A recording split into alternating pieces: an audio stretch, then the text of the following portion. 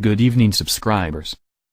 Welcome to another Alien TV WDHCO report film, documentary, this one which is so shattering to most, that the initial thoughts will be, no way, no chance, or, bloody heck. It's probably the most scary thing we have ever looked in and reported on. It's so scary that you would assume it's just a horror movie, but the sad thing is this stuff is real. This is real Earth happenings, and it's worldwide. We shall show our findings and warn you in advance. Do not watch if you are one of them namby-pamby scare-easily types, or already the type to have nightmares, or do not like real Earth facts. So sit back, keep them doors locked, grab your popcorn and get comfy for the most scary facts on Earth. What you will see and we report on is not new. Indeed, the governments are well aware of this problem, but are powerless to stop it, as they, as we know, have been infiltrated at the highest levels and forced to follow instructions. First, let's listen to what the late Bill Cooper had to say, with his warnings he gave many years ago.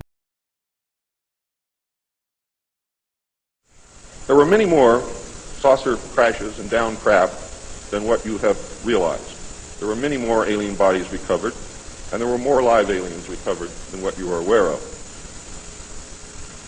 But that's not important. The important thing is that they occurred, not how many and not where. The important thing is that they occurred.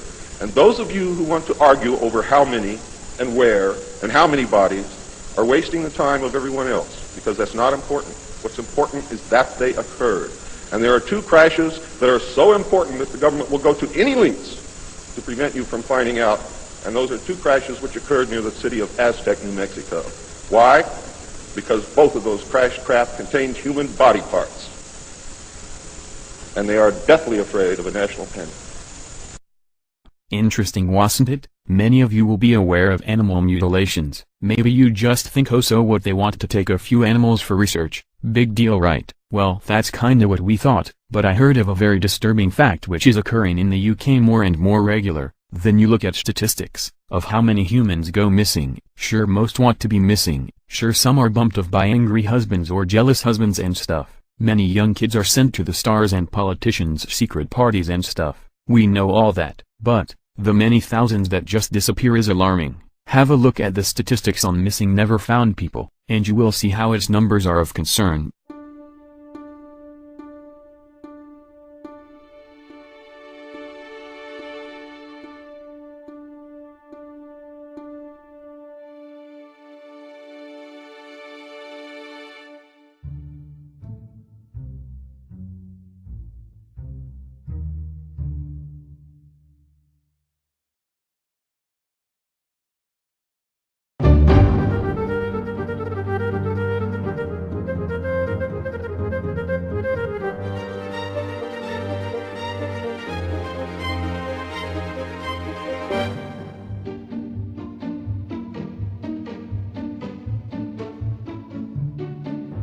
Interesting statistics, wasn't they? All this to most will be old news, and indeed, as it does not affect you or us, we kinda just ignore the issue and get on with our life, so to speak. But when this story I heard from the UK and from a very good source is heard, it tends to make you sit up and go, what the fuck. The story revolves around a forest region in the UK, a heavy deep-wooded area located near heavy military bases and often the scene where many people often go missing. Nothing much new in this in today's world. But what is scary about this location is something which is beyond top secret, a secret so big that no matter what it takes or cost must be maintained. What is this secret, and what is the scary part? Well, on more than 3 occasions humans have been found with the exact same types of injuries as is common on the animal mutilations: genitals surgically removed, gums and mouths surgically stripped. On one occasion a young female had all the skin peeled off, anal and vagina regions clean cut out. This done with such a high degree of precision. No known physician on Earth could do this high level of work. This so alarmed the local police that it contacted higher authorities, who then involved the military teams which operate from secret bases and whose job is to cover all this up. These teams exist and hold so much power and authority over the UK governments that once reported they in fact clean up and make good the sites. So worrying is this issue that good law enforcement officers have seemingly also ended up in severe mental health or even suffered suicides, and warned not to ever mention it. So we all was aware of the odd cow or sheep being taken and used, but humans puts this into a new ball game. Are indeed all these thousands of missing persons worldwide all runaways, or indeed is the battle with the aliens on Earth as rumored far bigger than any of us even considered or realized? Enjoy the rest of the documentary. Good night now. Sleep easy. Do not go in the woods alone, and keep those eyes to the skies and a closer watch on the leaders, whom are under control or blackmailed by the bad aliens, and have one aim to divide and destroy mankind's freedoms, and have us all subdued and working slaves, and food for the aliens' dinner parties, while pretending to be working for our good. In addition to the wounds that are left on these animals, is there any other evidence that you've managed to find? Well, what has been reported over the years is a number of farms, the farmer finds unusual ground markings. Now, this is a consistency that's also been detected in the US. Now, these markings are actually like a banded horseshoe type of markings, and they actually range from around 1.5 metres to 6.5 metres across. The actual width of the band is around 200 millimetres across. But inside the band in itself, right next to where the mutilations take place, the grass becomes darker, but the actual soil becomes baked, like it's been some sort of energy or heat has interacted with it.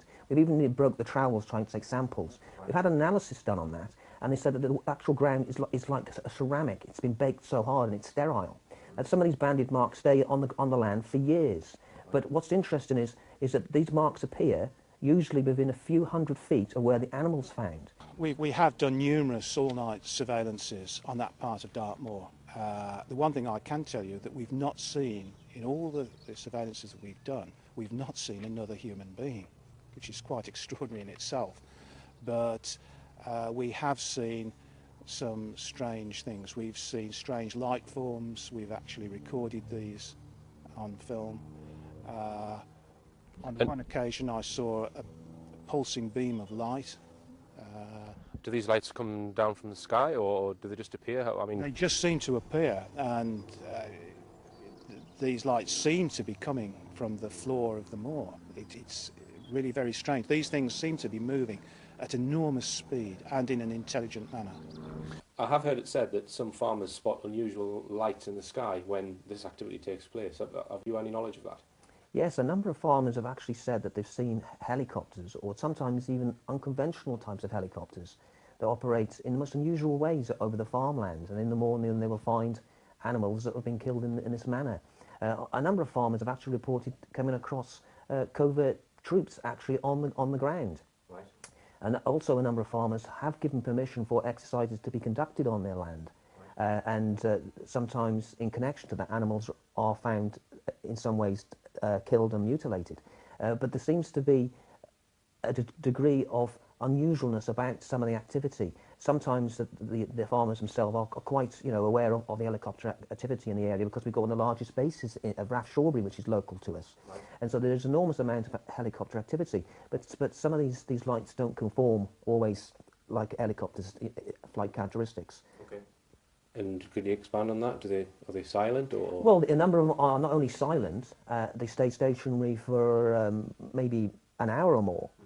And they are described as being a single sphere of red or white. Some have actually, farmers have actually used binoculars to view these lights, because they've been so concerned or puzzled by them. Okay, so are you saying that possibly these lights are not conventional aircraft then? Well, they wouldn't appear to be conventional in the normal sense of the word. Well, we do know that a number of helicopters have got a stealthing ability on the rotors, so they're virtually quiet. But the farmers say that sometimes they use binoculars to try and identify these lights, and they appear as a red or a white sphere with no anti-collision or normal navigation lights. So they're not totally consistent with normal helicopters, and they do seem to hover for quite extended periods of time. And usually, if they see the lights, then animals are found mutilated in the morning. With Linda Moulton Howe, she gives a compelling explanation. And then you come to what Sheriff Tex Graves told me that day in September of 1979, as I was just starting out trying to get to the bottom of what was happening. He said, I'm convinced that what we're dealing with are creatures from outer space. Okay. And he said that to me, eye to eye, and when I said, would you please talk to me about this in front of my television camera, because I am working on a documentary and I need this for television, he said no. Right. And I heard off the record from many people in law enforcement that this was their personal opinion based on the fact that they had seen beams of light coming out of circles of light in the sky. Some people had actually seen animals rise in beams of light. I set up an appointment with the chief investigator of the animal mutilation phenomenon for the district attorney's office in Trinidad, Colorado. His name was Lou Giraudo, and I remember the eeriness of it. We had been traveling and hearing all of these spooky stories. We were seeing and filming animals with these excisions that were bloodless and no tracks and no explanation, and law enforcement is telling me off the record, we're dealing with creatures from outer space. Who or what do you think is killing and mutilating all of these animals? And Lou Giraudo, without missing a beat, without flinching, and without taking his eye away, looked straight at me and said, well, other investigators and I have come to the conclusion that we are dealing with creatures with the camera running. To back up these claims, Linda recalls a conversation she had with American Army Intelligence Lieutenant Philip Corso. Lieutenant Colonel Philip J. Corso and I got to talk privately, and he had already read some of my work about my animal mutilation investigations, which surprised me, but he said, you are absolutely right. Everything you reported is accurate. And he said, when I was working in the Pentagon for the General Arthur Trudeau, handpicked by President Dwight Eisenhower, in the Pentagon, I read with my own eyes highly classified United States government documents about the unusual deaths, bloodless and trackless deaths of animals around the world in both hemispheres. And it stated in the documents that the perpetrators were extraterrestrial biological entities, and that the documents were dated as early as 1951. He wanted me to know. That is the answer. She explained that in the past, horses that have been cut by barbed wire spill blood everywhere, all over their body, all over the grass, everywhere. She was clearly spooked as to how these injuries, which are massively more serious than a barbed wire cut, could result in not one drop of blood being spilled anywhere. Just where that...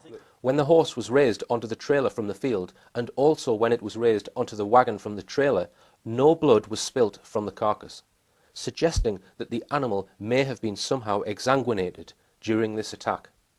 In previous cases of animal mutilation, where post-mortem has been conducted, animals have been completely drained of blood. Clearly there.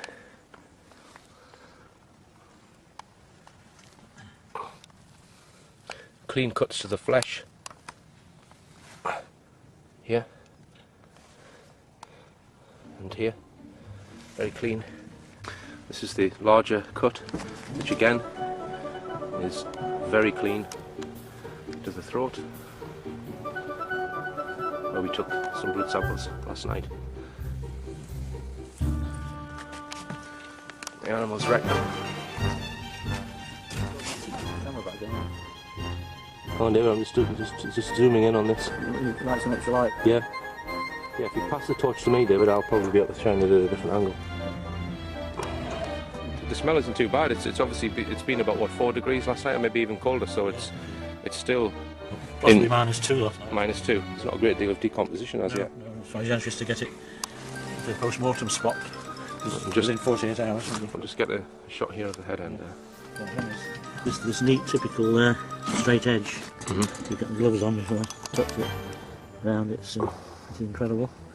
That's a typical sort of thing that you see.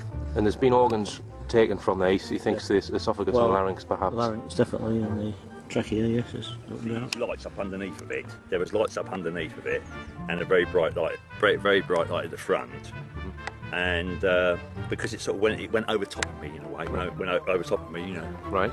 And did it make any noise at all? Not at all, no. And all you had was sort of like a whistle noise, right. Sort of a wind noise. That's all you had. And when you left sight of it, where was it? Well, which way did it head?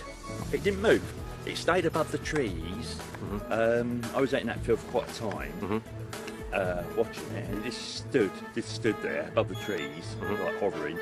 But it did not move. I didn't see it go because I left that part and come back down again. And how long did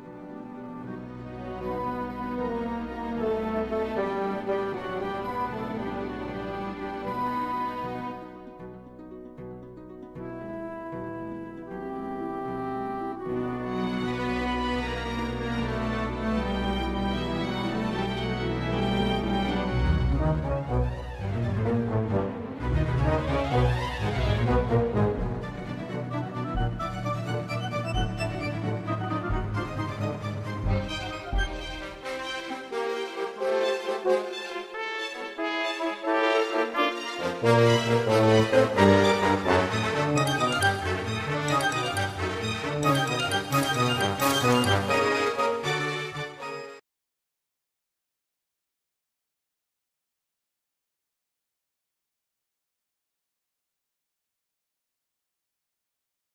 evening, subscribers. Welcome to another Alien TV WDHCO report film, documentary, this one which is so shattering to most, that the initial thoughts will be, no way, no chance, or, bloody heck. It's probably the most scary thing we have ever looked in and reported on. It's so scary that you would assume it's just a horror movie, but the sad thing is this stuff is real. This is real Earth happenings, and it's worldwide. We shall show our findings and warn you in advance. Do not watch if you are one of them namby-pamby scare easily types, or already the type to have nightmares, or do not like real Earth facts. So sit back, keep them doors locked, grab your popcorn and get comfy for the most scary facts on Earth. What you will see and we report on is not new.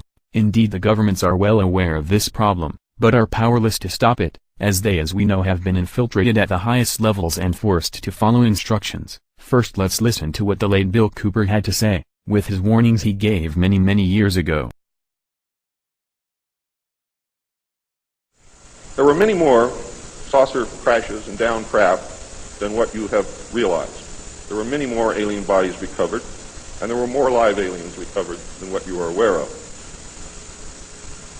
But that's not important. The important thing is that they occurred, not how many and not where. The important thing is that they occurred.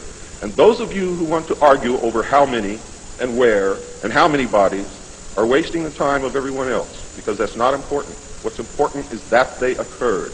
And there are two crashes that are so important that the government will go to any lengths to prevent you from finding out. And those are two crashes which occurred near the city of Aztec, New Mexico. Why? Because both of those crashed craft contained human body parts. And they are deathly afraid of a national panic. Interesting, wasn't it? Many of you will be aware of animal mutilations. Maybe you just think, oh, so what, they wanted to take a few animals for research. Big deal, right? Well, that's kinda what we thought, but I heard of a very disturbing